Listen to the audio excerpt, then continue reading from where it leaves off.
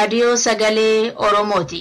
Raadiyoon sagalee Oromoo torbanitti guyyaa 3 wixata, roobii fi sanbata galgala keessaa sa'a 7 haga 7:30 dambalii gabaabaa meetirbaandii 16 yookaan kiiloohertzii 17,850 irratti qophiilee isiniif dabarsu amma jalqaba. Kun raadiyoo sagalee Oromooti.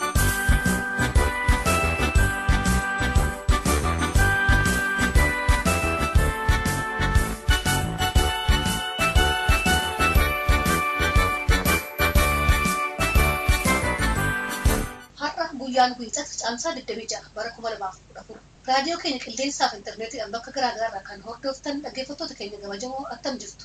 Nagaan keenya bakka jirtanitti isin haa ta'u. Qophiilee keenya hordofuuf akka isiniif tolutti sagantaa har'aaf qabnuun isin beeksisa. Har'a sagantaa addaa qabna. Marii dargaggoota Oromoo 5 waliin taasifne kutaa tokkoffaasaa isiniif dhiyeesse.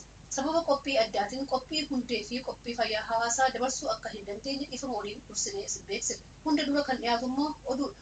An kan isin keessummeessu Lalisee Wadaajooti amma gara oduutti isin dabarsa.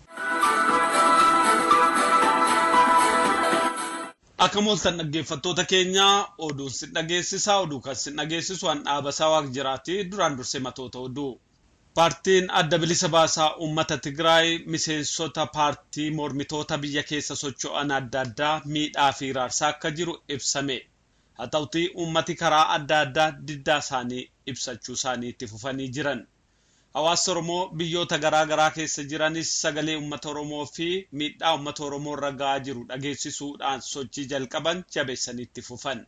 Kun oduu har'aaf qabnu keessaa matoota isaaniiti amma oduu bal'inaan isin dhageessisa.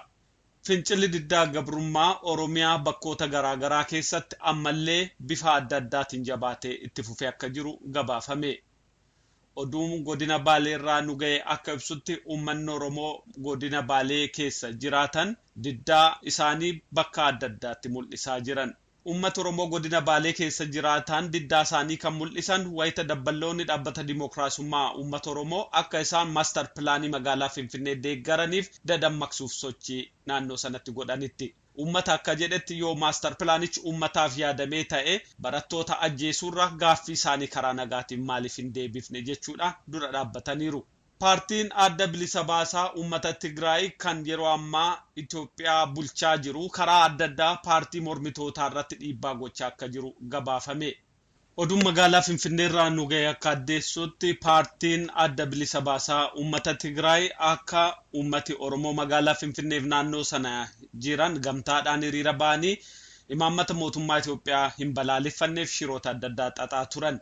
Keessaayyuu hiriiricha guyyaa adda addaa akka fashalu gochuu bira darbanii guyyaa hiriirri sun gaggeeffamu sanbata gochuudhaan akka uummata irratti qoodan fudhanne taasisuu isaaniiti gabaasaan keenya kan ibse. Akkasumas wayita hiriirichi gaggeeffamu humnooti tikaa uummata karaa adda addaa dhaabanii doorsisaa akka turan kan ibse gabaasaan keenya barattoonniif uummati garuu gara kuteenyaan hirmaatanii sagalee uummata Oromoo dhageessisaa akka oolan ibsaniiru.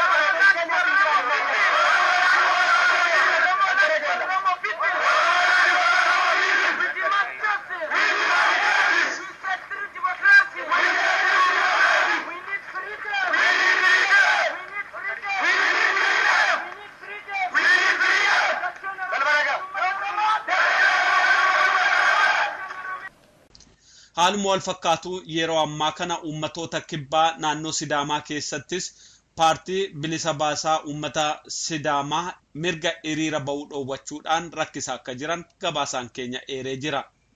Paartichi hiriira nagaa bahuun imaammata mootummaa mormuuf gaaffii kan gaafate ta'uyyuu mootummaan garuu poolisiin naannoo eeguu fi nageenya eeguu hin jiru jechuudhaan akka isaan hiriiraan gaggeessine dhoowwee akka jiru beekameera. Haaluma wal fakkaatuun paartiin Areenaa Tigraay jedhamu doorsisa miseensota adda bilisummaa uummata Tigraay irra ga'aa jiruun walga'iisaa magaalaa Haawuzeenitti waamee jiru haqee akka jiru beeksise. Paartichi akka jedhetti miseensota adda bilisa baasaa uummata Tigraay dhiibbaa fi doorsisa guddaa irraan ga'aa jiran.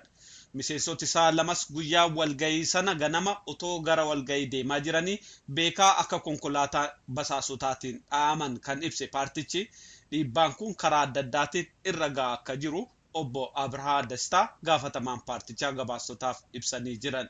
Guyyaan Afrikaa Aayilaanditti waa'ee Oromoo ibsuudhaan akka oole beekame. Social media campaign maturree jedhu jalatti miseensonni Oromoo biyya Aayilaand guyyaa kaleessaa daawwattoota naannoo sanatti argamaniif ibsa guddaa kennaa akka oolan beekameera. Ibsa isaanii keessattis waa'ee uummata Oromoo rakkoo ilmaan Oromoo irra ga'aa jiruu fi daba mootummaan Itoophiyaa ilmaan Oromoo irraan ga'aa jiru akka saaxilan beekameera. Kaayyoon uummata Oromoo mirga isaanii hireedhaan murteeffachuu ta'uu kan ibsan hiriirtonni kun uummata Oromoo amma jaarraa kana keessatti biyya abbaasaa keessatti miidhamaa akka jiru dubbataniiru. Oduun saatii kanaaf qabnu kanuma gara qophii hafeettan isin deebisa. Hey. Ammallee waa'ee dargaggootaa haasa'uun hin jiru. Lakki qabna sagantaa nu dhaggeeffadhaa torbeen lamaan kana waa'ee dargaggoota Oromoo addunyaa irratti dhimma Oromoo irratti maal akka hojjechaa jiran irratti xiyyeeffanne qophii addaa qabanneerra. Raadiyoon Sagalee Oromoo marti jaartii dargaggoo ijoollee otoo hin jedhin sagalee qabaatanii dhimma saba isaanii irratti murtii qajeelaa akka kennaniif dandeettii isaanii guddisuudha, wal dhageessisuudha, wal qunnamsiisuudha. Raadiyoon Sagalee Oromoo dargaggoota Oromoo addunyaa keessa jiran walitti fidee dhimma Oromoo irratti mari'achiiseera. Torbaan lamaan kanaaf walitti aansinee isiniif dhiyeessina. Nu hordofaa dhaggeeffadhaa. Kun Raadiyoo Sagalee Oromooti. Raadiyoo Sagalee Oromoo. Anis Oromoo godaa, Oromummaa haniigaa, hidda qaama kan godhi, lafee keessa naafigaa, uumanaa ijaarta, inni namaa anis Oromoo godaa. Akkam ooltan dhaggeeffattoota keenya har'a qophii addaa qabannee isiniif dhiyaannee jirra. Sagantaa har'aa kana keessatti dargaggoota Oromoo 5 kanneen sadarkaa addunyaatti dhimma Oromoo keessatti hirmaannaa adda addaa gochaa jiran bakka tokkotti afeerree marii isaa waliin taasifnee jirra. Har'arraa eegalee marii dargaggoota Oromoo 5 kana walitti aansifnee akka isiniif dhiyeessinu duraan dursinee isin beeksifna. Hirmaattonni marii kana Falmataa Badhaasoo Minisootaarraa, Hayyuu Qanaaxxee Norwee, Sooretti Kadir Bariituu Abbaa Bulguu fi Siinqee Waashoomoo Australia Melbourne irraa. Hirmaachiftoonni immoo Aliyyee Galatoo fi Ana Dhaabasaa Waaqjiraati. Har'a kutaa tokkoffaa marii dargaggoota Oromoo isiniif dhiyeessina nu hordofaa.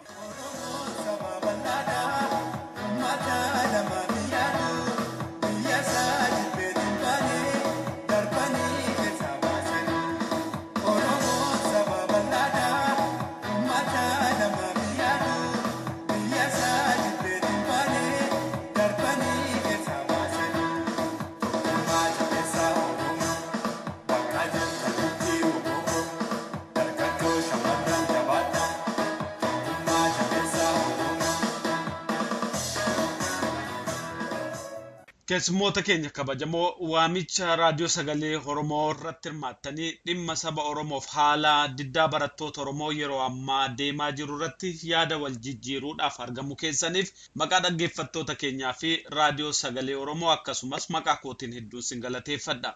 Ana waliin kan si waliin turu Aliyyii Galatooti. Keessummoonni keenya obbeeksisuun gara marii keenyaatti seenna. Maqaan kiyya Falmataa Badhaasoo jedhama. Amma yeroo ammaa kanatti Minisoota USA keessa jira. Dhimma dargaggoo dura ta'eetiin boordii hawaasa Oromoo Minisootaa keessatti dalagaa jechuudha. Backgroundiin kiyya immoo waggaa darbe kana University of Minnesota irraa graduate godhee jechuudha. Ayyee galatoomi. Ani hayyuu qanaatiin jedhama Norweerraa raadiyoo Oromoo marii sagantaa kanaa godhee waan naaf dhiyeef galata guddaa dhiyeessuu barbaada. Ayyee galatoomi. Kan maqaan kiyya Soretti Kajeedha Melbourne keessa jiraadha. Ani amma University Melbourne keessatti baradhaa jira fi hawaasa Oromoo keessatti waan tokko hojjedha waan dargaggoota keessallee. Ayyee galatoomi. Maqaan kiyya Bariituu Abulguu jedhama. Melbourne Austraaliyaatti aladhee guddachuu jira. Amma kana University Melbourne'ttis baratuu jira. Bachelor of Commerce baradha. Fuulduratti dubartoota Oromoo biizinasaan gargaaruu barbaada. Waan gaariidha. Maqaan kiyya Siinqee Weshoo jedhama. Yeroo ammaatti itti aantu International Oromo Youth Association keessa gargaaruutti jira. Barnootaan Masters of Commerce Deakanitti baradha. Kanaaf immoo uummata Oromoo kan Melbourne jiran wajji yeroo baay'ee dalaga. Ayyee galatoomaa keessummoota keenyaaf barsiisuu keessaniif anii fi Aliyyiin jirra isinis wal markaa fuuneetti itti fufna. Mee jalqabaa fi maaltu jira maanni waan gaarii oduu namatti tolu wanti isin qabdan amma har'aaf wanti qabattanii dhuftan falmata maanni wanti qabattee dhufte. Galatoomi asirratti nafteeroo keetii oduun haaromni ati waldaa hawaasaa fi uummata isii dabalatee wanni gochuu jirru waan baay'eedha waa'ee waan biyya keessatti deemaa jiru kanarraa kaasee jechuudha. Tokko akkuma beekamu kana dura leessonee sin dure manni maree Minisootaa fi senetii fi haawusiin rezoluushinii nu baasanii turanii.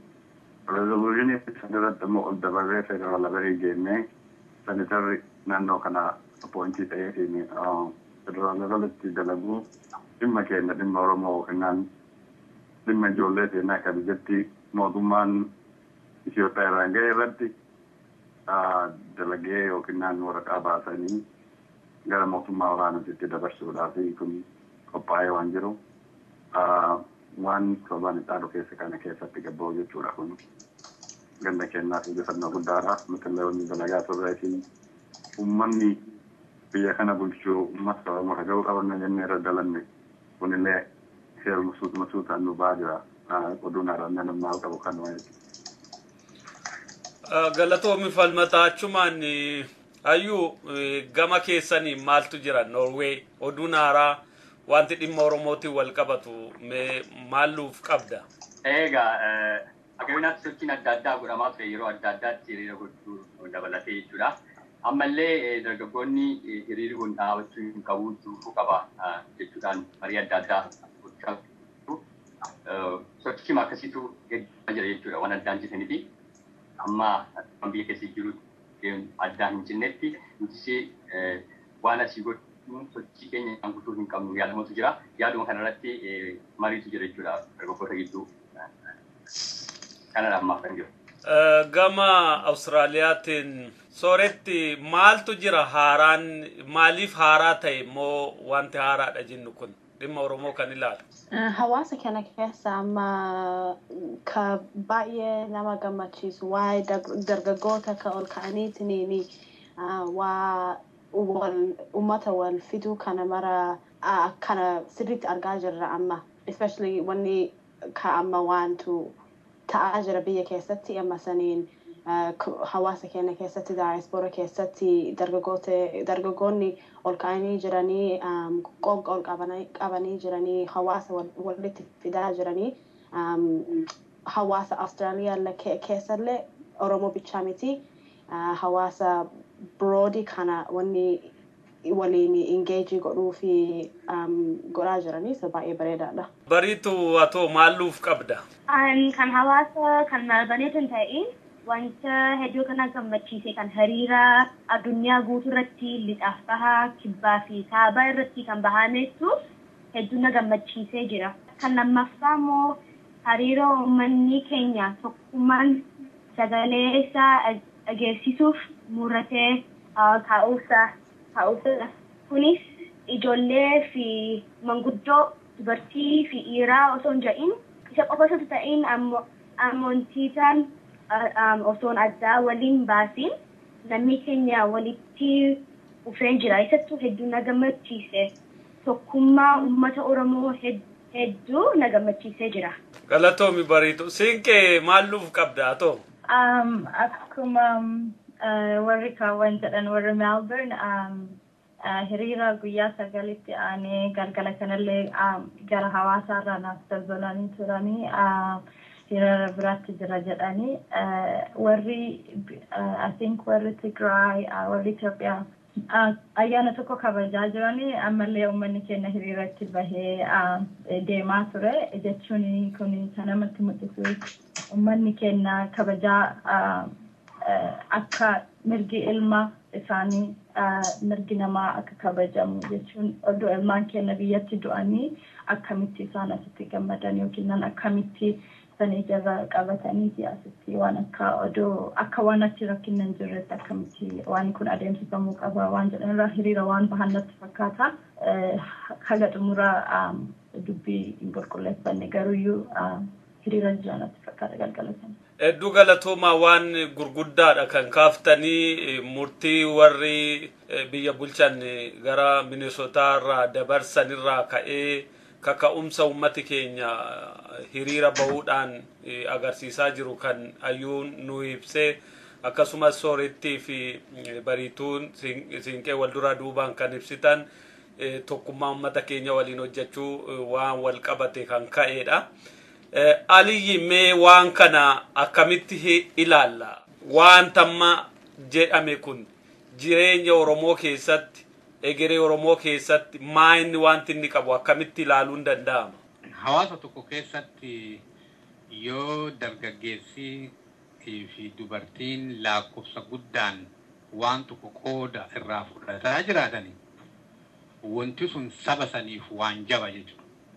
Wanti amma waan ta'ame kana keessa argitu lakkoofsi dargaggeessaa warri amma yuunivarsiitii keessa jiranii fi yuunivarsiitii fixanii bayan biyya keessatti hiriira bayan akkasuma ala kanatti illee dargaggeessi biyya jirurraa wal qunnameeti magaalaa gara 30 keessatti torbaan tokko keessatti hiriirri bayuun ani dhageenye jireenya jiraadhi kana keessatti wanti akkanaa Oromoo biratti wanti akkanaa ta'amee dhaga'een beeku. Yoo ta'amee jiraate hin beeku armaan dura hedduu atiin warra waa'ee Oromoo jibbanii akka malee rifachiise warra amma goora jiraniif goora hin jirrellee Oromoo ammoo hedduu gammachiise. Wanti garii nama Oromootu adaa utuu rakkoon jabaan nu dhufee halkanuma tokkoon kaanee waa godhuu dandeenya waan jedhullee uummata Oromootitti uumeeti hamilchiiseera. Akkana dargaggeessi biyya keessa biyya alaatii walii dhufee waa Oromoo kanaaf yaaduun hedduu nama gammachiisa. Kanuma aanseeti maaltu nu galche nu silaa biyya faranjii jirra maaltu nu galche jedhee duusin gaafate maal jettanii mee falmataarraa silaa isaani Oromiyaan dikittiin Minisoota jedhanii udumee Oromiyaa dikittitti deemneeti mee falmataa yoo itti dhiibne yoo maaltu nu galche silaa jiru jiraataa jirraasitti yoo maaltu nu galche yoo itti dhiibne yoo maal ta'a. Dhugaadha akkuma ati jette kun Ameerikaa kana keessatti yookiin biyyuma Western tokko keessattuu mana barumsaa deemtee barattee galtee dalagaa qabaattee jiraachuun kun waanuma itti danda'ama waanuma waggaa dheeraaf waggaa 300 Ameerikaa ishii keessatti uummannis godhaa ture jechuudha yoo Eurooppaa irraa dhufan yoo Austraaliyaa irraa dhufan yoo biyya adda addaa irraa dhufan asumatti dalagaa eeganii maatii ofii uummatanii ni dadhabanii waan ta'an kunillee hin jira. Baggaduu nuti akka saba tokkootitti akka uummata tokkootitti yoo obboleeyyan keenya haawwatiin keenya biyya keenya keessatti dhuunfamanii akka nama Oromoo tokkotti dirqama qabna. Dirqamummaan nu qabnu kuni nuti heeraan jiraanneetiin yookiin nagaan jiraachuu bichaa osoo hin taane uummata nagaan jiraataan jira lafa irratti uummata waan fedhe dubbachuu hin dandeenye biyyasaa keessatti uummata ganama galgala cunqurfamaa jiru kana yoo argineetiin obboleeyyan keenya yoo akkanan ta'an nuti warri biyya alaa jirru saba sa'eeraa waan dhumneef qaxxisuun baay'ee namatti ulfaata jechuudha. Maal yoo jette anummaa nuti keessaa ba'ee jiru nagaa bichaa jiraata jechuu hin qabdu akkas ta'uu qaba akka heeraatti akka namummaatti illee yoo sabni kan keetiif uummanni kan keetiif gorfamaa jiru bira dhaabbachuu qabda. Anullee wanni biyya alaa jiraannee jennuuf hanga uummanni keenya biyya keessatti gorfamaa jiraatan hanga uummanni keenya lafarraa buqqisanii ari'amanii nuti illee namnummaa Oromoo taanee Oromoo illee hin taane waliin makannee waa'ee sabaaf sablammummaa keenya uummata keenya qofa deemsisuu qabna waan jedhu. Kuni atiin dirqama durumarraa nu kennamu guyyaa dhalannarraa akka Oromoo ta'anitti Oromoon yoo tokko rakkate jal'isee nama irratti ilaalu. Yoo tokko mana hidhaatitti yookiin yoo tokko ajjeefame jal'isee ilaalu walii irratti qooda fudhata walii irra wareegama jechuudha. Anti garuu akka biyya alaa isaanii wanni nu godhaa jirru waan uummanni keenya biyya keessa godhaa jiran walitti madaalama waan xiqqaa jedhee yaada. Wanni nuti biyya kana keessa ta'ee godhaa jirru waan nurraa eegamu waan godhuus kan nu dirqama jechuudha. Hedduu bareeda. Siinqee maal jettaa? Yoo itti dhiifne maal ta'a? Yoo itti dhiifne akkuma durii nutti deddeebiti kanumaati. Waan tokko akka hubachuu qabnu nuti as jirraa fi addunyaan keenya irraa baanu biyyi keenya nagaa qabdi jechuudha. Yoo laaltanii jiraatan gara harka 100 keessaa harki 70 fi harki 80 uummanni keenya achi jira, firoottan keenya achi jira, maatii keenya achi jira. Asanirra darbee mootiyyuu akka ilma namaa tokkotti tokko du'aati tokko rakkataa tokko hacuucamaa tokko cunqurfamaa kuwwan yoo gurra duuffate jechuun akka ilma namaatti qaanyiidha jechuudha. Dirqama ofii akka ilma namaa tokkotti hin baane jechuudha. Kennamoo san caalti. Uummanni keenya waggaa dheeraaf mootummaan itti jijjiiramu jirtunuyyuu miidhaa guddaa nurra keessa. Kanaafuu nuti amma waan arganne keessatti jechuun barnootaan ta'ee maallaqaan ta'ee dandeettii kennaan ta'ee waa cufaanu isaan irra jirra jechuudha. Isaan gargaaruu dandeenya. Ammootiyyuu biyya kanatti yookiin biyya alaatti sirna yookiin seera garaagaraa barannee kan nu gargaaru isaan biyya keenya irratti illee akka isaan gargaaruuf dhimma itti baanee dirqama keenya bahuu qabna jechaadha. Hedduu bareeda. Hayyoo ati maal jetta? Namoonni gariin kun dirqama qabnaa akka lammiitti firachi qabnaa warra keenya achi jira yoo achiitu kan asin nu dhugubaa kanaafuu teennee hin dandeenyu waan kana goona jedha. Warri taa'anoo maaltu akka isaan taa'an godha? Maal godhuullee danda'an?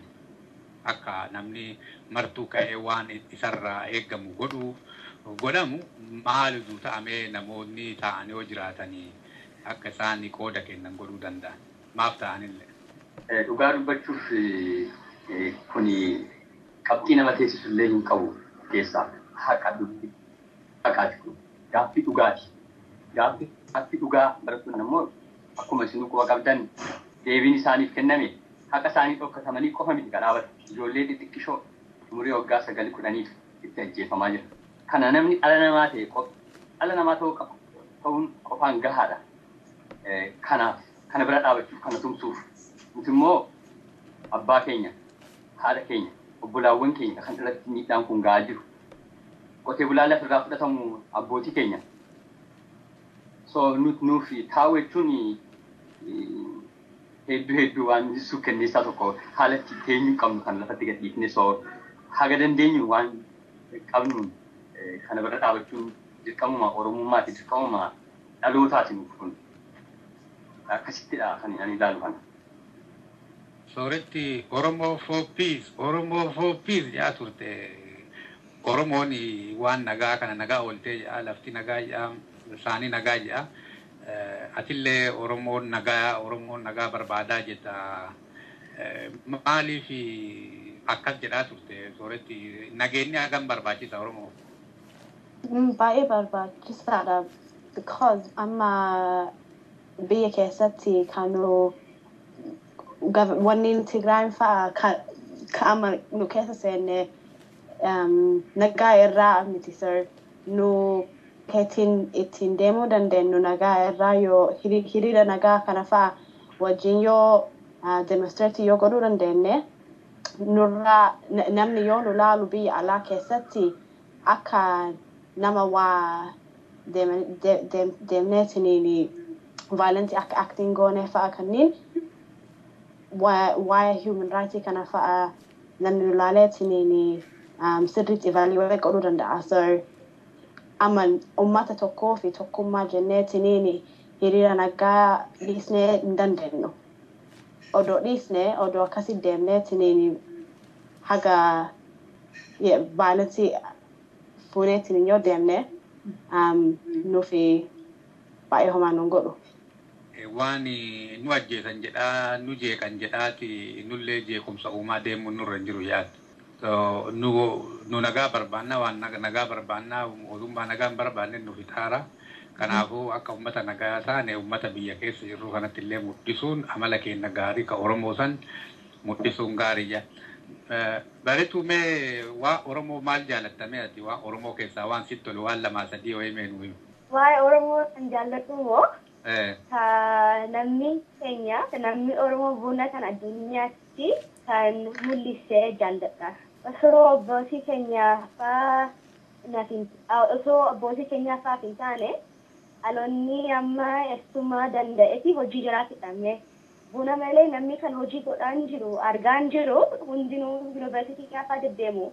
Buna isaa qabateeti lekcharii isaa seenaa buna qabatee shuutii jira barumsaa jira wajjin seenaa. Iddoo laayibirii keessatti hundinuu buna qabataniitti hojii jiraatti oolanii osoo nama Oromoo hin taane silaaf ijoollee kun hundinuu akka ummatti barumsa jiraatanii hojii seenan. Kanaaf kan isa ka waa'ee bunaattu hedduu na gammachiisa kan waa'ee Oromoo. Bareeda. Sinqee waan I'm from Oromia yoo jedhani warri dargaggeessaa kun hin rakkanna jedhani maali yoo Oromiyaa kanatti dhiisanii Itoophiyaa jedhan rakkoo maal qabamaa sinqee?